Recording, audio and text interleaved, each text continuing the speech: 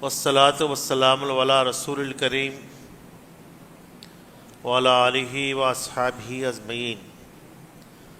औज़ु बिल्लाहि मिनश शैतानिर रजीम। बिस्मिल्लाहिर रहमानिर रहीम। ला यस्तवी अस्हाबुन नारि व अस्हाबुल जन्नह व अस्हाबुल जन्नति हुमुल फाइज़ून। क़ाल नबी सल्लल्लाहु अलैहि वसल्लम या मुक़ल्लिबुल क़ुलूब सब्बित क़ल्बी अला दीनिक। सदक़ल्लाहुल अज़ीम, सदक़ रसूलिल करीम।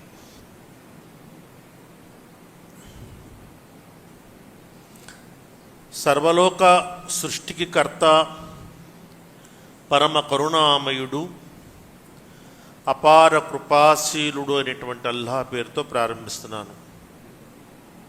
పవిత్రమైనటువంటి రోజు ఈదుల్ మోమిన్గా చెప్పబడేటువంటి జుమ్మా రోజు నాడు సకాలానికి వచ్చేసినటువంటి సోదరులందరికీ అస్సలాము అలైకుం రహమతుల్లాహి వబరకాతుహు. విశ్వ సృష్టికి, మానవ సృష్టికి కర్త అయినటువంటి అల్లాహ్ తరపున మనకు శాంతి మరియు సమాధానము సదాకాలము కలుగునుగాక. ఆయనే అల్లాహ్, ఆయన తప్ప వేరొక దేవుడు లేడు. నిఖిల జగత్తుకు, సకల చరాచర సృష్టికి మూలాధారం ఆయనే. ఆయన ఒక్కడు అద్వితీయుడు, సాటి సమానం లేనివాడు. ఆయన పరిశుద్ధుడు, గొప్పవాడు. తన ఉత్తర్వులను తిరిగిలేని విధంగా అమలు పరిచేవాడు. ఆయనే అల్లాహ్, ఆయన తప్ప మరొక దేవుడు లేడు. సకల ప్రవక్తలపై దరూద్ సలాం, చివరి ప్రవక్త మహానీయ ముహమ్మద్ సల్లల్లాహు అలైహి వసల్లం వారిపై అనంత కోట దరూదులు మరియు సలాంలు కూడా. మిత్రులారా, జుమ్మా నమాజ్కి అసలు పెట్టింది ఎందుకంటే ఖుత్బా కోసం, ఉపన్యాసం కోసం. మనిషి దైనందిన జీవితంలో ఇస్లాంని అధ్యయనం చేయడానికి కానీ, ఇస్లాంని తెలుసుకుంటానికి కానీ అంత ఎక్కువ సమయం కేటాయించాడు మనిషి. అందుగురించే జుమ్మా రోజు నాడు కనీసం ఒక అరగంట కేటాయిస్తే అందులో అల్లాహ్ పట్ల ఈమాన్, ఆయన ప్రవక్త పట్ల ఈమాన్, గ్రంథాల పట్ల విశ్వాసం, గ్రంథాల్లో చెప్పబడినటువంటి హరాం, హలాల్ లాంటి ఎన్నో విషయాలు మనకు జుమ్మా రోజు నాడు తెలుస్తాయి. కాబట్టి జుమ్మాకి రావడం అంటే మనల్ని మనం సరిచేసుకుంటానికి సిద్ధపడడం అని అర్థం అన్నమాట. జుమ్మాకి తొందరగా రావడం అంటే అల్లాహ్ యొక్క శుభాలను మనిషి కోరుకుంటున్నాడని అర్థం. ఆయన ఇష్టం ఏంటో, ఆయన అభిష్టం ఏమిటో, ఆయనకు అయిష్టం ఏంటో, ఆయన ఆగ్రహం ఎప్పుడు గురి అవుతాడో, ఆయన ఆగ్రహం నుంచి తప్పించుకునేటువంటి మార్గం ఏమిటో ఇత్యాది ఎన్నో విషయాలను మనం తెలుసుకోవటానికి ఈ జుమ్మా ఉపయోగపడుతుంది. ఈరోజు ఒక ప్రత్యేకమైనటువంటి అంశం గురించి మీతో మాట్లాడాలనుకుంటున్నాను. ఏంటి ఆ అంశం అంటే, ఒక మహా ఉపద్రవం ఉందండి. ఒక మహా ఉపద్రవం. ఆ ఉపద్రవం నుంచి మనల్ని మనం కాపాడుకోవాలి. సహజంగా శిక్ష లేకపోతే ఉపద్రవాలు ఎవరికి వస్తాయండి? అవిశ్వాసులకు, నమాజ్ సరిగా చేయని వారికి, అవిధేయులకు, పాపాత్ములకు వస్తాయి. నిజానికి వారికి రావడంలో ఆశ్చర్యమేమి లేదు. వారు దానికి అర్హులే. ఎందుకంటే అల్లాహ్ ఒకటి చెప్తే వారు ఒకటి చేశారు. వారు నమాజుల పట్ల అలక్ష్యం వహించారు కాబట్టి అటువంటి శిక్షలు వారికి ధర్మమే. అది మనం కూడా ఇబ్బంది పడం నిజమే కదండి, న్యాయమే కదా. నేరస్తులు శిక్షింపబడాలా, మంచివాళ్ళు రక్షింపబడాలా? ఇది ప్రతి మనిషి, ప్రతి అంతరాత్మ కోరేటువంటి విషయమే. కానీ ఇది ఆ ఉపద్రవం కాదు.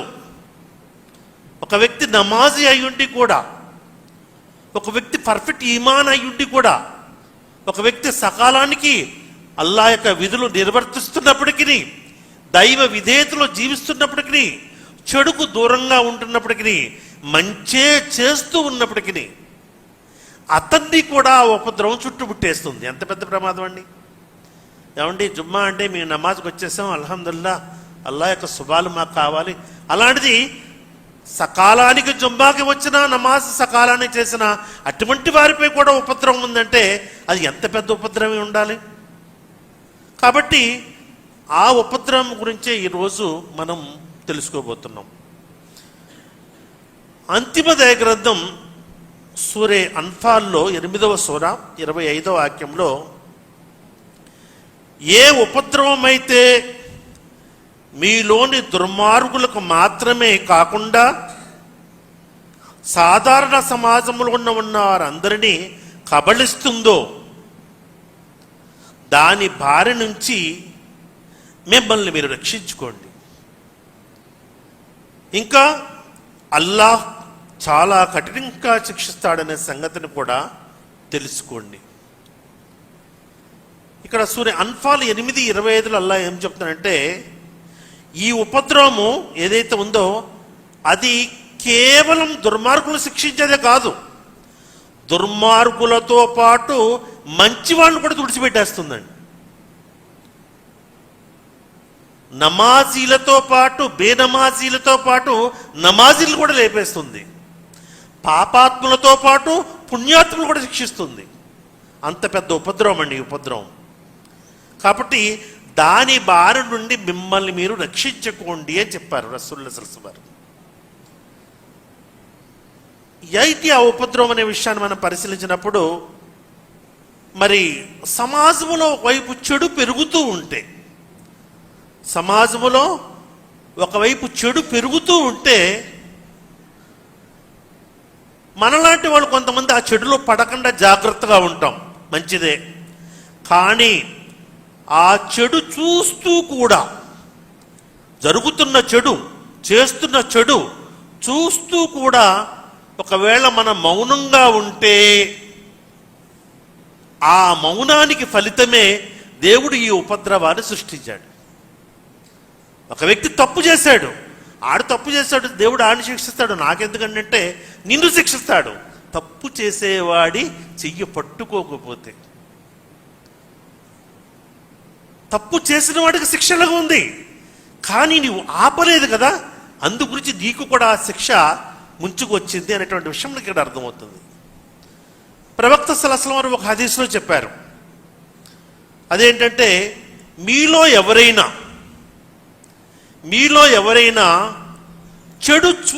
చెడు చేస్తూ ఉంటే, ఒకవేళ మీరు చూస్తే, చెడు చేస్తూ ఉన్నప్పుడు మీరు చూస్తే దాన్ని మీరు మీ శక్తిని ఉపయోగించి ఆపండి, మీ బలాన్ని ఉపయోగించి ఆపండి. లేదు అంత బలం లేకపోతే కనీసం నోటుతోనైనా దాన్ని ఆపండి, అది చెడు అని ప్రకటించండి, సాక్ష్యం ఇవ్వండి. అది కూడా మీకు లేకపోతే కనీసం మనసులో అది చెడు అని భావించండి, ఇది చాలా చివరి దర్జా అని చెప్పడం జరిగింది. ఇది హదీసు. సమాజంలో చెడును ఆపాలంటే అధికారం, తాకత్తుంటే ఆపగలమండి. అధికారం ఉంటే అధికారం యొక్క కొరడా రులిపించి సమాజంలో చెడు ఆపచ్చు. మనకు అధికారం లేదు, ఓకే, దేశానికి సంబంధించిన అధికారం లేకపోవచ్చు, మనకి రాష్ట్రానికి సంబంధించిన అధికారం లేకపోవచ్చు, ప్రాంతానికి సంబంధించిన అధికారం లేకపోవచ్చు. నీ కుటుంబంలో నువ్వు అధికారి కాదా? నీ కుటుంబంలో చెడు జరుగుతుంటే దాన్ని చూస్తూ ఉంటే ఏమనుకోవాలి? నీ కుటుంబానికే నువ్వు యజమాని అయినప్పుడు, నీ కుటుంబంలో చెడు జరుగుతుంటే దాన్ని ఆపలేకపోతే ఆ అధికారం ఇస్తే మాత్రం నువ్వు ఇంకేం ఆపుతావు? నీ కుటుంబం నీ ఆధీనంలో ఉంది, నువ్వు పెడతావు, వారికి తినిపిస్తావు, త్రాపిస్తారు, వారి కుటుంబంలో ఉన్న అందరూ కూడా నీ అవసరాలు తీర్చుకుంటారు నీ ద్వారా. అలాంటి కుటుంబంలో షిర్కు, బిదత్, ఇంకా ఎన్నో చెడు రుగ్మతలు జరుగుతూ ఉంటే वो लोग ऐसा चलो हमारा लोग ऐसे चल जाएंगे हम बोले तो भी सुनते नहीं అనేటువంటి ధోరణి మహాపాపం. దేవుడు కుటుంబంలో అందరితో పాటు మనల్ని కూడా శిక్షిస్తాడు. ఇక్కడ అధికారం మనం ఉపయోగించవచ్చు. మనం అధికారం ఉపయోగిస్తే తప్పనిసరిగా మన ఇంట్లో మన కుటుంబంలో చెడు జరగదు. అంతేకాదు మిత్రులారా, కనీసం నమాజ్ సకాలానికి చేయాలి. ఉదయం మనం ఇంట్లోనే ఉంటాం అందరం కలిపి, ఫజర్ నమాజ్ అజా అయింది, మనం బయలుదేరిపోయాం నమాజ్ కోసం, లేదా మస్జిద్ దూరం ఉంటే మనం నమాజ్ కోసం లేచాం, భార్య లెగలేదు, పిల్లలు లెగలేదు, మన నమాజ్ అవ్వదు. మనం వాళ్ళని లేపాలి, వాళ్ళ నమాజ్కి ఆదేశించాలి, అప్పుడు మనం నమాజ్కి రావాలి. ఒకవేళ అల్హమ్దుల్లా ఏదో రోజు మీ పిలుపు వారి హృదయాలు మార్చచ్చు. కానీ మీరు ఎంత చెప్పినా లెగరండి అని కానీ నువ్వు కానీ వదిలేస్తే నీ నమాజ్ అవ్వదు సరికదా, కుటుంబంలో వారితో పాటు మనల్ని కూడా శిక్షించడం జరుగుతుంది. మనకు అధికారం ఉంది, అక్కడ మన ఇంట్లో అధికారం ఉంది. అవునో కాదో ఒక్కసారి ఆలోచించండి. ఒకవేళ వాళ్ళు లెగిశారు, నమాజ్ చేయలేదు, దేవుడు మనల్ని అడగడు, ఓ ప్రభు నువ్వు నాకు ఏ అధికారం అయితే ఇచ్చావో ఆ అధికారంతో నేను ఆదేశించాను, వారు నా మాట వినలేదు, అది నీకు తెలుసు, నువ్వు అన్నీ తెలిసిన వాడమని మనం అల్లా ముందు చెప్పుకుంటే అవకాశం దొరుకుతుంది. సో కాబట్టి అధికారం ఉన్న చోట చెడును ఆపాలి. తమిళనాడులో విజయ్ అల్లా ఆయనకి అధికారాన్ని ఇచ్చాడు. ఎమ్మటి తన అధికారాన్ని ఉపయోగించి గుడులు, మందిరాలు, మస్జిదులు, పాఠశాల దగ్గర ఎక్కడైతే బీర్లు కొట్లు, షరాబ్ కొట్లు ఉన్నాయో అన్నీ కూడా ముగించేసాడు. అధికారాన్ని ఉపయోగించాడు, ఆపగలిగాడు. అల్హమ్దుల్లా, అల్లా తఆలా మనకి అధికారం ఇస్తే అసలు ఈ భూమి మీదే షరాబ్ దుకాణం లేకుండా చేయగలుగుతాం. ప్రజలు దాన్ని ఇష్టపడుతున్నారు. ప్రజలు అబ్బాయి మంచి పని చేశాడండి విజయ్, చాలా మంచి పని చేశాడు. అరే అంతకంటే మంచి పని చేయొచ్చు. మనం మంచి పనిని ఎవరైనా ప్రేమిస్తారండి. కాబట్టి అధికారం ఉంటే ఆ అధికారాన్ని ఉపయోగించి చెడును ఆపగలగాలి. లేదా అది చెడు అని నోటుతో సాక్ష్యం ఇవ్వగలగాలి. సాక్ష్యం విషయానికి వచ్చేటప్పుడు కొంతమంది రాజీ పడిపోతారు. సమాజంలో ఎలాగుందంటే, ఒక కంపెనీలో చేసేవాడు దొంగతనాలు, నేరాల్లో పాల్పడుతూ ఉంటాడు, పక్కనోడు సిన్సియర్, పర్ఫెక్ట్గా ఈమాన్దార్ ఉంటాడు. వీడు నన్ను చూస్తున్నాడు, నా ప్రతిలోపం వీడు తెలుస్తుంది, ఒకవేళ వీడు అలాగే ఉంటే రేపొద్దున ఆమె తిరగబడే అవకాశం ఉంది. కాబట్టి అవకాశాన్ని ఉపయోగించి వాడి చేత ఒకటి తప్పులు చేస్తాడు. ఎందుకు? రేపొద్దు నోరు ఎత్తకుండా ఉండడం కోసం. మనం మౌనంగా ఉన్నాం కాబట్టి వాడు మనకు కూడా ప్రేరణ కలిగించి మన చేత తప్పు చేయించేటువంటి ప్రయత్నాలు చేస్తాడు. అదే మన నోటుతో అది తప్పు, అలా చేయకూడదు కదా అని ఒక్క మాట చెప్పినట్లయితే అతను మన ఆ చెడు వైపు దావత్ ఇవ్వలేడు. స్వయంగా ఆడు చెడిపోతే చెడిపోవచ్చు, కానీ మన చెడులో ముంచలేడు. సో కాబట్టి కనీసం నోటుతో అది చెడు అని చెప్పాలి. ఎప్పుడైతే మనం సాక్ష్యం ఇస్తుంటామో చెడు వైపుకు మనకు దావత్ ఇవ్వరు. మందు తాగండి, ఏమండి మానేయచ్చు కదండి, మందు తాగితే ఆడిపోతాడా, వాడితో పాటు ఆ ఇల్లు మొత్తం కుటుంబ నాశనం అవుతుంది. సహజంగా ఖురాన్ ఆయత మనం ఏమైనా చదువుకున్నాం, ఏ చెడు అయితే మీలో చేసిన వారికే పరిమితం కాదో ఇతరులకు కూడా అది వ్యాపిస్తుందో ఆ చెడుల గురించి భయపడండి అన్నారు. మందు తాగేవాడు ఒక్కడే వాళ్ళ యాక్సిడెంట్ అయిపోతే నష్టమే లేదు, మంచివాడు ఎదుర్కొంటూ వచ్చి ఉడికిపోతున్నాడు, వాడే పాపం చేయలా. అంటే మందు అనేటువంటి చెడు ఒక వ్యక్తిని నాశనం చేయలేదు, అనేక కుటుంబాలను నాశనం చేస్తుంది. కాబట్టి చెడును అవకాశం మేరకు, శక్తి మేరకు ఆపాలి. అది ఇంట్లో ఉన్నా బయట ఉన్నా శక్తి ఉంటే తప్పనిసరిగా ఆపాలి. లేదా అది చెడుని సాక్ష్యం ఇవ్వాలి. ఎందుకు సాక్ష్యం ఇవ్వాలంటే అటువంటి చెడు వైపు ప్రజలను మనం పిలవకుండా ఉండేది. లేకపోతే మనల్ని స్వయంగా చెడులో ముంచుతారు. నిజంగా చాలా మంచివాళ్ళం మనం. మనలో ఎవరైనా మంచి వాళ్ళు ఉంటే లేదండి నాకు ఆ ఉద్దేశం లేదండి, ఇంకా వీడేనండే నన్ను ఇలా పాడు చేశాడంటాడు. వాడు పాడు చేస్తే నువ్వెందుకు పాడమల్లా? దానికి కారణం ఏంటంటే వాడికి అవకాశం దొరికింది, అతన్ని చెడు వైపు ప్రేరేపించి నీ చేత కూడా తప్పు చేయించి జీవితంలో నువ్వు నోరెత్తకుండా మంచి గురించి మాట్లాడకుండా చేశాడనమాట. కాబట్టి మిత్రులారా, ఒకటి ప్రొఫెసర్ వారు చెడు ఆపమన్నారు, రెండు చెడును ఒకవేళ ఆపే శక్తి లేకపోతే దాని గురించి సాక్ష్యం అన్నాడు. మూడవ దర్జా చెప్పారు కదండి, చివరి దర్జా లీస్ట్ అనమాట. కనీసం అది చెడు అని మనసులో అసహించుకోమని చెప్పారు. ఇది లీస్ట్ అనమాట, చాలా లీస్ట్. ఒకవేళ అది కూడా చేయలేకపోతే మనలో విశ్వాసం లేనట్టే, విశ్వాసం ఖాళీ హోగా.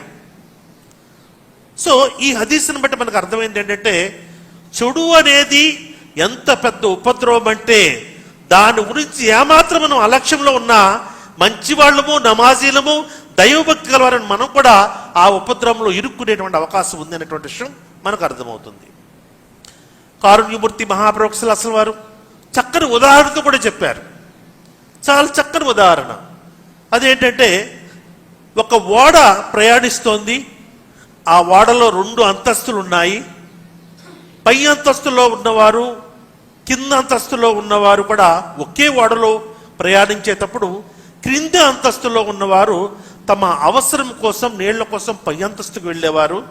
అప్పుడు వాళ్ళు ఇబ్బంది పడేవారు. ఏంటి అత్తమానికి చిగాకు, అత్తమానికి అటు ఇటు తిరుగుతున్నారని చిగాగా పెడితే అప్పుడు కింద అంతస్తు వారు కూడా కాస్త ఇబ్బంది పడి, వాళ్ళెందుకు ఇబ్బంది పెట్టడం, మనం ఈ ఓడకే చిన్న చిల్లు వేసి నీళ్లు తీసుకుంటే పోలే అనేటి ప్రయత్నం, వారు చిల్లు వేసి ఓడ నుంచి నీళ్లు తీసుకునేటువంటి ప్రయత్నం చేస్తే, ఒకవేళ ఇదే జరిగితే పై అంతస్తులో ఉన్న వాళ్ళు కింద అంతస్తులో ఉన్న వారిని వారించకపోతే,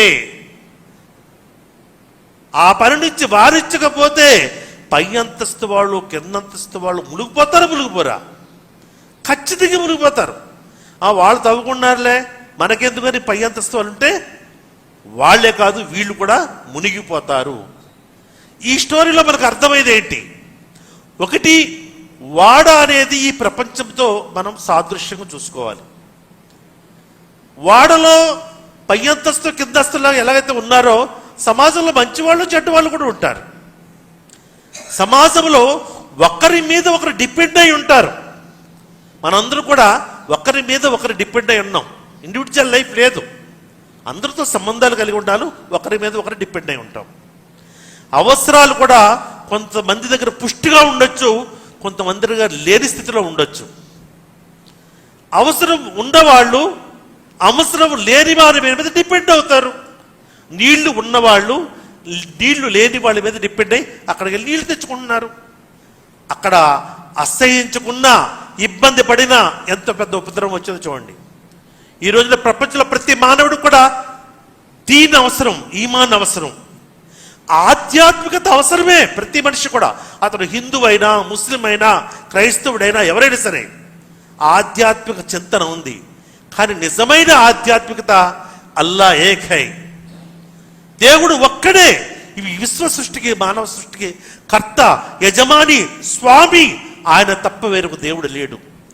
ఆ ఆధ్యాత్మిక తృష్ణ ముస్లిం సమాజానికి తీరుతుంది. కానీ ఆ ఆధ్యాత్మిక తృష్ణ గల వారికి ముస్లిం సమాజం నుంచి ఎటువంటి అవసరం తీరడం లేదు. వాళ్ళకి ఇది ప్రవహించాలి కదా, ఇది మీ దగ్గర ఉండిపోతేలా, ఇది అమానత్. ఇది వాడికి దాహం వేస్తుంది. మీ దాహం తీర్చుకోవడానికి ఒక్క అల్లాహ్ని నమ్ముకున్నారు, షిర్క్ నుంచి బయటపడ్డారు, నమాజ్ చేస్తున్నారు, మంచి ఈమానియత్తో జీవిస్తున్నారు, అల్హమ్దులిల్లా, స్వాగతించదగ్గ విషయమే. కానీ ఆ తృష్ణ తీరని కారణంగా వారు బహుదైవారాధన, విగ్రహారాధనలు చేయడం మొదలుపెట్టారు. నిజానికి దాని అవసరం తీరదు. కాబట్టి వారి యొక్క తృష్ణను ఒకవేళ మీరు తీర్చినట్లయితే, మీ ప్రభువు మా ప్రభువు ఒక్కడే, మీ దేవుడు మా దేవుడు ఒక్కడే. ఆయన అందరికీ దేవుడు. కులానికో దేవుడు, మతానికో దేవుడు, జాతికో దేవుడు, భాషకో దేవుడు లేడు. వేదాలు మొదలుకొని, బైబిల్ మొదలుకొని, ఖురాన్ వరకు కూడా ఒక్క దేవుడు గురించే మన గ్రంథాలు చెప్తున్నాయి. ఇందులో మా దేవుడిని నమ్ముకోండి, మీ దేవుడిని వదిలేండి, గొడవే లేదండి. ఉన్నవాడే ఒక్కడు, వాడిని అర్థం చేసుకోమని స్వాగతించాలి. ఒకవేళ ఈ పని మనం చెయ్యకపోతే మన ఇరుగు పొరుగులోనే, మన కుటుంబంలోనే, మన పక్కనే విగ్రహాలు విలవిలవిలవిలుస్తున్నాయండి. విగ్రహాలు విపరీతంగా పెరుగుతున్నాయి, బహుదైవారాధన విపరీతంగా పెరుగుతుంది. అంటే చెడు పెరుగుతుంది. మనం వాళ్ళ అవసరం తీర్చిన కారణంగా వాళ్ళు ఏంటంటే బహుదైవారాధన విగ్రహాధన పడి ఈరోజు దైవ శిక్షను ఆహ్వానిస్తున్నారు. అల్లాహ్ తాలా ఎన్ని జాతులను నాశనం చేశాడండి. ఆద్, సమూద్, పెద్ద పెద్ద జాతులండి. వాళ్ళు కొండలు సైతం తొలిసేసేవారు. వాళ్ళ దేవుడు ఎంతగా శిక్షించాడంటే ఆ జాతి గల వ్యక్తులు ఒకరిద్దరు కూడా మనకు కనబడరండి. సో కాబట్టి దేవుడు ఏదైనా శిక్ష పంపించాడంటే ఆ మొత్తం జాతిని నాశనం చేస్తాడు. ఎందుకంటే ఇంకా వారిలో చెడును ఆపేటువంటి వ్యక్తులు లేరు కాబట్టి, మంచి వైపు పిలిచే వ్యక్తులు లేరు కాబట్టి ఈ పనిని చేయడం కోసం అల్లాహ్ సుబ్హానహు వ తఆలా మనం చెప్తాడు, కుంతుం ఖైర ఉమ్మతిన్. అరే సమాజంలో ఒక సమాజం కాదు, మనుషుల్లో ఒక మనుషులు కాదు, మీరు ఉత్తమ సమాజం, మీరు ఒక ఫోర్స్. మీరు ఎటువంటి ఫోర్స్ అంటే సమాజంలో మంచి వైపుకు ఆదేశిస్తారు, చెడు నుంచి వారిస్తారు. Your duty. పోలీసుడే ఈ రోజు నాడు ఎవరండి? దొంగ అయితే ఈ సమాజాన్ని రక్షించేది ఎవరండి? ముస్లిం సమాజం మంచి వైపుకు పిలిచేదై ఉండాలి, చెడు నుంచి వారిచ్చేదై ఉండాలి. అటువంటి ముస్లిం సమాజం ఈ రోజు నాడు షిర్క్ బిద్దతులో పడిపోయి ఈ పని చెయ్యకపోతే అల్లాహ్ శిక్ష రాకపోతే ఏమవుతుంది చెప్పండి. కాబట్టి అవర్ డ్యూటీ మంచి వైపుకు పిలవడం, చెడు నుంచి వారించడం. అల్లాహ్ ఒక్కడే, ఆయన అందరికీ దేవుడు. వేదాల మొదలు కొరకు ఖురాన్ వరకు ఇదే సాక్ష్యం చెప్తున్నాయి అని ప్రేమపూర్వకంగా మనం వాళ్ళకి చెప్పాలండి, అవగాహన కలిగించాల. ఈ పని చెయ్యకపోతే అల్లాహ్ తఆలా వారిని శిక్షిస్తాడు షిర్క్ చేసిన కారణంగా. కానీ పిలుపు ఇవ్వని కారణంగా, దాన్ని వారించని కారణంగా, కనీసం నోటితో సాక్ష్యం చెప్పని కారణంగా అల్లాహ్ ముస్లిం సమాజాన్ని కూడా శిక్షిస్తాడు. మిత్రులారా, కాబట్టి ఈ విషయాన్ని మనం గమనించండి. కారుణ్యమూర్తి మహాప్రవక్త సల్లల్లాహు అలైహి వసల్లం వారు దువా చేయమన్నారు, తౌబా కూడా చేసుకోమని చెప్పారు. ఇది మామూలు విషయం కాదు. యా ముకల్లిబుల్ ఖులూబ్ సబ్బిత్ కల్బి అలా దీని, హృదయాలను తిప్పేవాడా నా హృదయాన్ని నీ ధర్మంపై స్థిరంగా ఉంచు అని ప్రత్యేకమైనటువంటి దువా కూడా చేసుకోమని చెప్పారు. మనిషి మతంలో జీవించడం వేరండి, ధర్మం మీద స్థిరంగా నిలబడడం వేరు. ఒకసారి ప్రవక్త సల్లల్లాహు అలైహి వసల్లం సత్యమణి హజరత్ జైనబ్ అల్లాహ్ రసూల్ వారిని ఈ ఆయతును ఉద్దేశించి ప్రశ్నిస్తారు. యా రసూలుల్లా, సజ్జనులు ఉన్నప్పటికీ, అంటే ఈమాందారి, నమాజీ, జకాత్, రోజా ఇవన్నీ చెల్లించేటువంటి ఈమాందారులు ఉన్నప్పటికీ వారిని అందరినీ కూడా అర్థం ముందిస్తాడా? అంటే అది అన్యాయం అనిపించడం కదా. అందుగురించి అది అల్లాహ్ రసూల్ సల్లల్లాహు అలైహి వసల్లం వారిని అడిగితే అప్పుడు అవును, ఎస్ అవును, చెడులు విపరీతంగా ప్రబలిపోయినప్పుడు ఇదే జరుగుతుంది. చెడులు విపరీతంగా పెరిగిపోయాయి. ఎంతగా పెరిగిపోయంటే చెడు బహుదైవారాధన విగ్రహాల సమాజంలో ఉండేవి, ఇప్పుడు ముస్లిం సమాజంలో కూడా ఈ రోజు వ్యాపించేస్తాయి. అంటే ఒక వ్యక్తి తన కుటుంబానికి కావలివాడు ఆ కుటుంబాన్ని నియంత్రించడం లేదు. అదేవిధంగా ఒక సమాజానికి నాయకుడైన వాడు ఆ సమాజాన్ని కంట్రోల్లో పెట్టడం లేదు. కాబట్టి ముస్లిం సమాజంలో కూడా ఇవి వ్యాపించేస్తాయి. కాబట్టి సమాజంలో చెడులు వ్యాపించేసినప్పుడు ఈ శిక్ష తప్పదు అనేటువంటి విషయాన్ని చెప్పారు. ఇమాం బుఖారీ రహమతుల్లాహి వరుస హజరత్ అబ్దుల్లా బిన్ ఉమర్ రజియల్లాహు అన్హు ద్వారా ఒక విషయం తెలియజేశారు. అదేంటంటే అల్లాహ్ ఏదైనా జాతిపై విపత్తును పంపినప్పుడు ఆ జాతిలో ఉన్న జనులందరికీ వైపుకి పంపుతాడు. అయితే పరలోకంలో మాత్రం వారి వారి కర్మలను బట్టే వ్యవహారం ఉంటుంది. అంటే ఇక్కడ శిక్ష గురైతే ఒకవేళ అక్కడ కూడా నరకాన పోతామో మేము అనేటువంటి భయం ఎవరికైనా వస్తుంది. కాబట్టి అక్కడ కొంత ఓదార్పు ఉందండి. ఒకవేళ ఇక్కడ మీరు హెచ్చరిస్తూ ఉంటే మీరు రక్షింపబడతారు, వారు రక్షింపబడే అవకాశం ఉంది. లేకపోతే వారు శిక్షింపబడతారు, వారితో పాటు మంచి వాళ్ళు కూడా శిక్షింపబడే అవకాశం ఉంది.